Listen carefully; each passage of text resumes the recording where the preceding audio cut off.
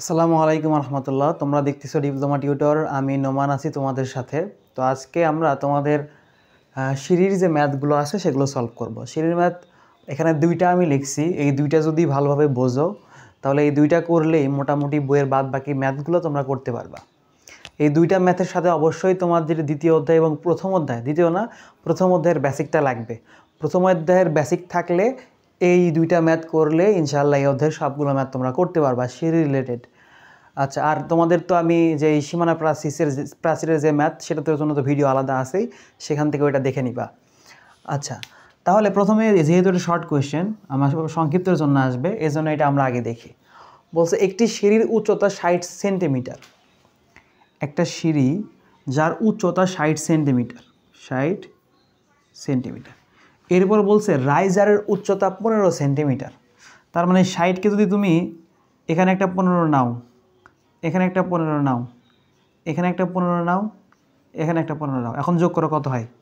4 15 60। এটা সহজ একটা সূত্র আছে, সেটা আমি বলে দিব, কিন্তু প্র্যাকটিক্যালি দেখো কিভাবে হয়। একটা, দুইটা, তিনটা, এই চারটা ধাপ শেষ। সিঁড়ি কিন্তু শেষ। বের করতে বলছে কিসের সংখ্যা? ট্রেডের সংখ্যা। আমরা তোমাদের বেসিক ক্লাসে দেখাইছি, এই যে এখান থেকে এটা হচ্ছে রাইজার এবং এইটা হচ্ছে ট্রেড, এটা হচ্ছে ট্রেড, এটা হচ্ছে ট্রেড। তো চিত্র থেকে তো আমরা ইজিলি বলতে পারতেছি তিনটা ট্রেড আছে এখানে, তাই না? তো এটা আবার আমরা সূত্রের সাহায্যে কীভাবে জানবো? দেখো, প্রথমে আমরা বের করব রাইজার সংখ্যা।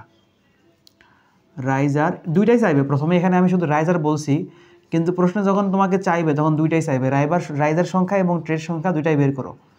তো রাইজার সংখ্যা ইজ ইকুয়াল টু, এই যে উচ্চতা, উচ্চতা ডিভাইডেড বাই রাইজার উচ্চতা, রাইজার উচ্চতা। তাহলে এখানে উচ্চতা মোট কত আছে? 60 সেন্টিমিটার, আর ওটার উচ্চতা কত? 15। তাহলে কত হবে? 4টি। তা সবসময় মনে রাখবা, রাইজার যা হবে, রাইজারের সংখ্যা যেইটা হবে তার থেকে একটা ট্রেড সংখ্যা কম হবে। দেখো রাইজার হয়েছে এখানে কয়টা? একটা, দুইটা, তিনটা, চারটা। রাইজার 3টা, কিন্তু পা রাখার জায়গা বা ধাপ কয়টা? একটা, দুইটা, তিনটা। যার উপর তুমি পা রাখবা সেটা হচ্ছে 3টা। এখন বলতে পারো ভাইয়া তো এটাও তো আছে, না এটা নাই।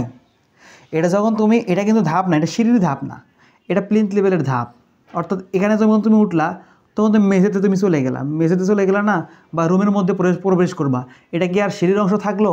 এটা কিন্তু আর সিঁড়ির অংশ থাকলো না, এটা হয়ে গেল মেঝের অংশ। বুঝতে পারছো? এটা হয়ে গেল মেঝের অংশ। এই জন্য ট্রেড সংখ্যা সমান লেখা হয়, ট্রেড সংখ্যা সমান সমান রাইজার -1, রাইজার -1। অর্থাৎ রাইজারের সংখ্যার থেকে একটা বাদ দিলে যেটা হবে সেটাই, 3টি অ্যান্সার। এভাবে তোমরা সলভ করবা। তাহলে রাইজারের সংখ্যা এবং ট্রেড সংখ্যা এই দুইটা প্রশ্নতে আসতে পারে, এটা সব প্রশ্নতে আসে। ঠিক আছে, এই প্রশ্নটা আসে ম্যাক্সিমাম সময়, দেখবা যে এটা আসতেছে। মানে ওই আমি যখন কিছুদিন আগে একটা পিসিসিবির পরীক্ষা দিলাম, পিসিসিবি না, বিপিএসসির পরীক্ষা দিলাম। বিপিএসসির ত্রিপলির একটা পরীক্ষা ছিল, শিক্ষা মন্ত্রণালয়। তো সেই পরীক্ষাতে বিপিএসসি একটা প্রশ্ন দিয়েছিল যে 1 মিটার একটা সিঁড়ি 1 মিটার উচ্চতা পর্যন্ত আছে, এবং ওখানে রাইজারের উচ্চতা দেওয়া ছিল, বলছিল ট্রেডের বের করতে। তো এটা তো একটা বেসিক জিনিস, এখন তোমরা জানতেছো, এখন তোমরা 4th সেমিস্টারে। তো 4th সেমিস্টারে এটা শিখতেছো, এটা এমনভাবে মনে রাখো যেন আগামী জীবনে পরীক্ষাতে যাও, বা যদি এই জিনিসটা ডুয়েটের অ্যাডমিশনেও আসে, তখন যেন তোমরা এখান থেকে এটা মনে রাখতে পারো। সেইভাবে এখন থেকে মাথায় গেঁথে রাখতে হবে প্রতিটা পড়া। যখন এখন থেকেই পড়ে পড়ে গোছায় রাখো, এখন থেকে পড়ে পড়ে গোছায় রাখলে হবে কি, পরে যে তোমার কাছে প্রেশার মনে হবে না। তো এখন থেকেই যদি তুমি সব কিছু পড়া সাজায় গোছায় নাও, তাহলে দেখবা তখন সেই সময় তোমার কাছে সব কিছু ইজি মনে হবে, যে এটা তো আমি পড়ে আসছি, এটা তো আমার পড়া, এটা তো ভাই পড়াইছিল আমাদেরকে, এগুলো মনে পড়বে। তো যখন এইটা মাথার মধ্যে রেখে দিবা, তখন দেখবে একটা এমসিকিউ হুট করে কমন পেয়ে গেছো। ঠিক আছে, তাহলে অবশ্যই রাইজার থেকে ট্রেডের সংখ্যা একটা কম হবে। এরপরে আসি আমরা যে বড় প্রশ্নটা আছে সেটাতে।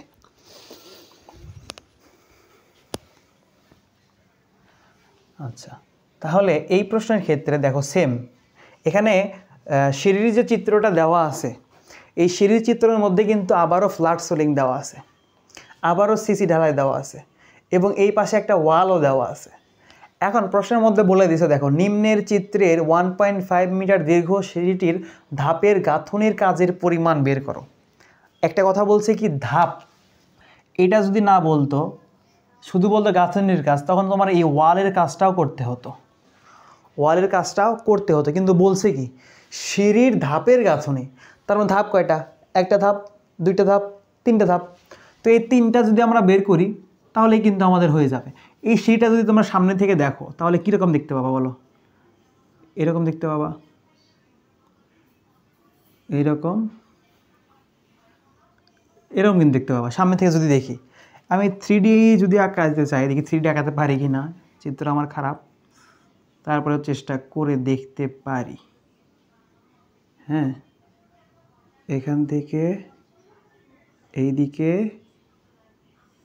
এইদিকে নিচে নামলাম, আবারও গেলাম, নিচে নামলাম, আবারও গেলাম, এই তো মোটামুটি হয়েছে, কিন্তু খারাপও হয়নি, তাই না? মানে বোঝা যাচ্ছে আর কি, খারাপ বলতে খারাপ তো হয়েছেই, বাট বোঝা যাচ্ছে যে হ্যাঁ এটা সিঁড়ির মতো লাগতেছে আর কি।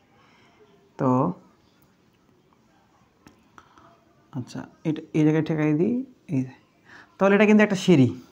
তো এই সিঁড়িতে কয়টা জিনিস থাকে দেখো, এই যে এখানে একটা প্রস্থ আছে, মানে এখান থেকে এই পর্যন্ত একটা দূরত্ব আছে না, এই দূরত্বটাই দেওয়া আছে 1.5 মিটার, 1.5 মিটার। তারপরে বাকিগুলো কিন্তু এখানে দেওয়া আছে। দেখো প্রথম ধাপের ক্ষেত্রে উচ্চতা 15 এবং প্রস্থ এই তিনটার যোগফল 25, 25, 25। প্রথম যে ধাপটা এটার জন্য কোনটা? এই 25 থেকে এখান থেকে এই পর্যন্ত 25, এখান থেকে আবার এই পর্যন্ত 25, তাহলে 3 25 কত হয়? 75। তাহলে প্রথম ধাপের ক্ষেত্রে, প্রথম ধাপে কাজের পরিমাণ, সবগুলো এগুলো কী বের করতেছি আমরা? গাঁথুনির কাজের পরিমাণ, ধাপের গাঁথুনির কাজের পরিমাণ, ধাপের গাঁথুনির কাজের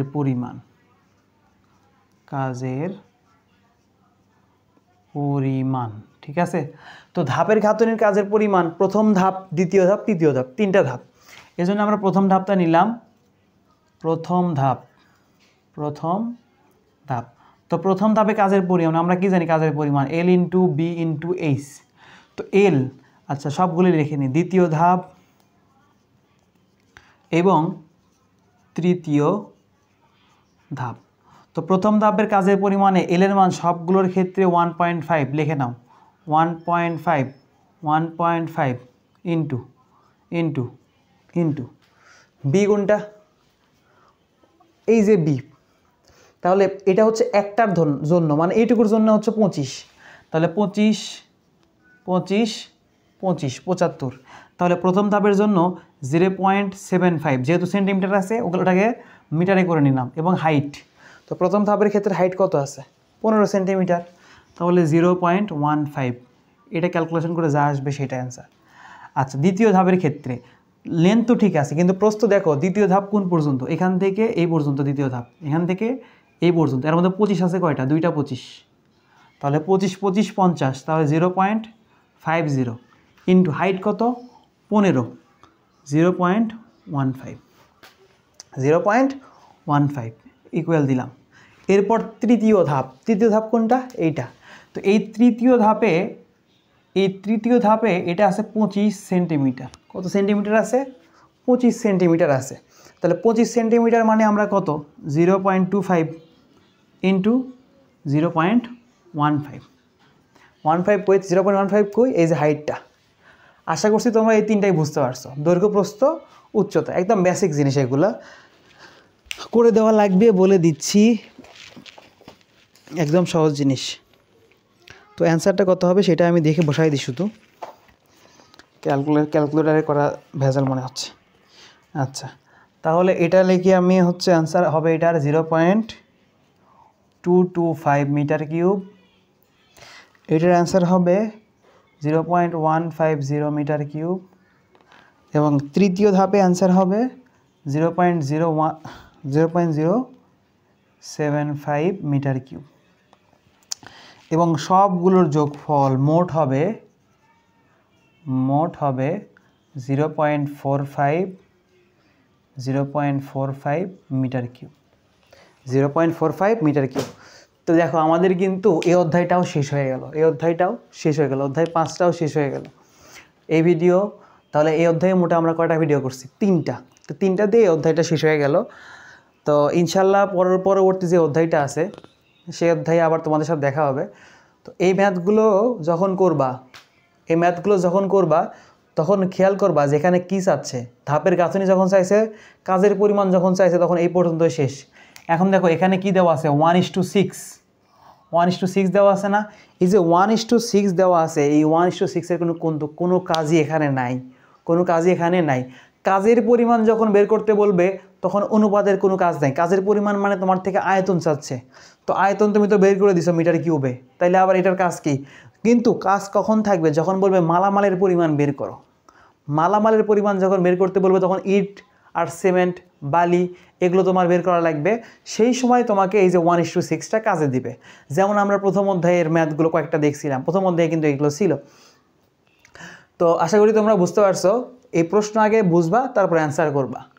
তো যারা এখনও আমাদের ভিডিওটা দেখলা, অবশ্যই আমাদের চ্যানেলটা সাবস্ক্রাইব করবা, আমাদের ডিপ্লোমা টিউটর ফেসবুক পেজটা ফলো করবা এবং আমাদের জন্য দোয়া করবা যেন আমরা এইভাবেই তোমাদের সেবা করে যেতে পারি। তো দেখা হবে ইনশাআল্লাহ পরের ভিডিওতে। সে পর্যন্ত ভালো থাকো, সুস্থ থাকো। আল্লাহ হাফেজ। আসসালামু আলাইকুম ওয়া রাহমাতুল্লাহ।